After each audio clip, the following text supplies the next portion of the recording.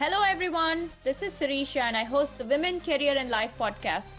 Just like you, I've traversed varied paths, stumbled a little, picked myself up, and learned a great deal on my journey.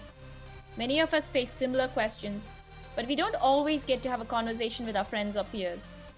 In this podcast, you will hear real stories that you can connect with on the challenges of navigating career and life. You must be wondering who I am. In my everyday life, I'm a career woman, a mom, and an avid reader. I'm also a road tripper, amateur gardener, and even a fashionista on some days.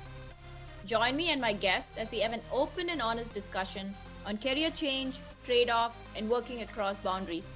You get the idea. It's a perspective you simply may not hear anywhere else. Hello, everyone. Happy New Year. In season 1, we talked about returning to work, leadership, career development, time management, and productivity. I'm really looking forward to kicking off season 2 today. Let's get started. I'm excited to have a guest host, Usha, join us in today's conversation. We're going to talk about mentorship, a topic Usha and I talk about often as we discuss our journey, the many people who have helped us, and strategies to advance our careers. Look at different types of mentors, how to find them, getting the most out of the relationship, and ideas to give back to a mentor. So, Usha, as we talk about mentorship, can you tell us a mentor who has helped you? I started thinking of mentors only after I enrolled myself into a formal program in my first company. And that experience actually made me understand how a good mentor can be a catalyst for your career. I was in a new country, I was in a new group. It was a completely new team that I did not know anybody. And sometimes in the corporate, it's as good as going to a different company when you move groups and countries, right? And my mentor taught me so many things. She gave me ideas on how to connect with senior leaders, how to network within the team. And I can still hear her voice telling me, Usha, you just have to go up to people and have a conversation on how you can actually help them in the next opportunity that the company has. The worst thing they're going to say is no, but they will appreciate the initiative you're taking. I still remember that, and I remind myself every time I run into a new group. Another cool thing that she taught me was to apply SWOT analysis for your own career. It's so cool. We do it all the time on the job, but we never think of applying it for ourselves. And that gave me a lot of perspectives on how to think about my goals, how to utilize my experience for the opportunities that are probably going to present themselves. So, come to think of it, some of these things I would have figured out by myself, but it would have taken me 5 years to do it. Having a mentor actually helped me figure it out in that first 1 or 2 years when I made the transition. You were just talking about SWOT analysis.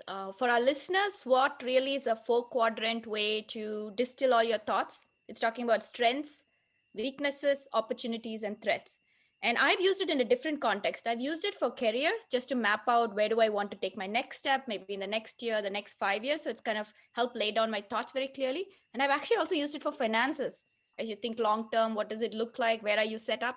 So it's been a great tool, and definitely we'll have resources and more mapping into our blog on this.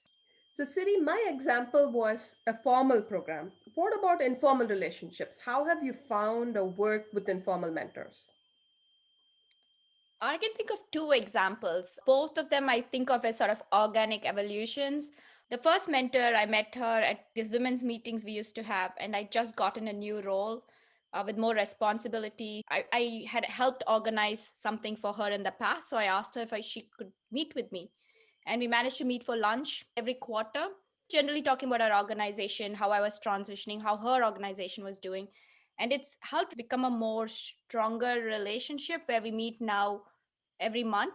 And I've actually pitched ideas to her and come up with new ideas and have somebody from an outside perspective look at it and help me crystallize my thoughts.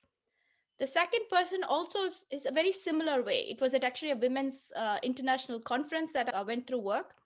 And she was a lady in the same company, but from a completely different organization, which we would have never crossed paths.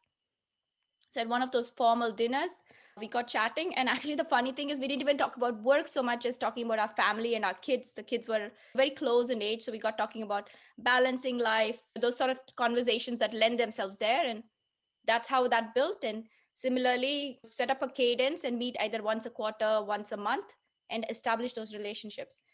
What I found is You may not always click with your mentors. You have to find that right fit, but it's also about being trusting and being open, and it has to be kept within those bounds so that you can build that strong relationship.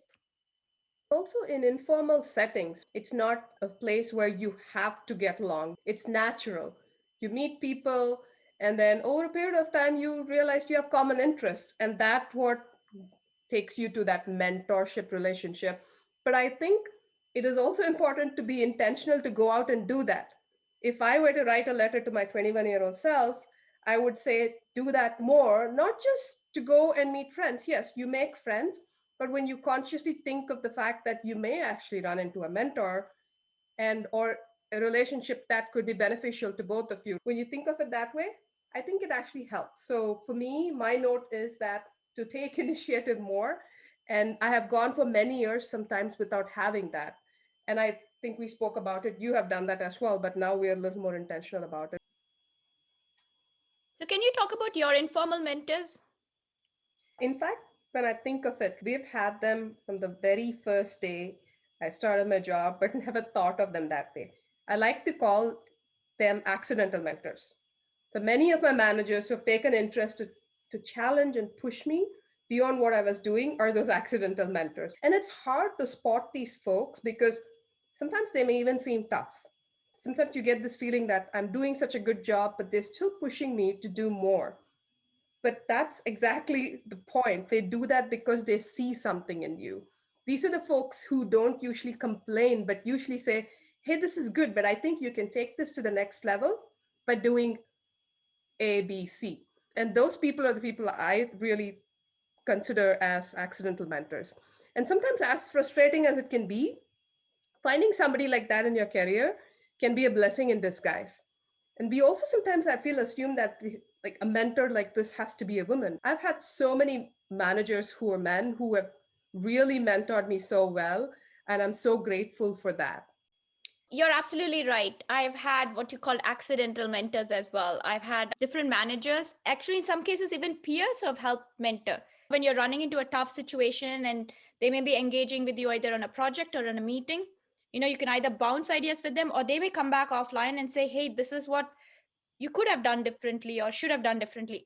And you're absolutely right. It's very hard. In some ways, it's like feedback. It's hard to listen to it, but you have to listen to because they really were looking at it as you have the potential to do something more and take it with that spirit. So, Siri, we find mentors in many ways.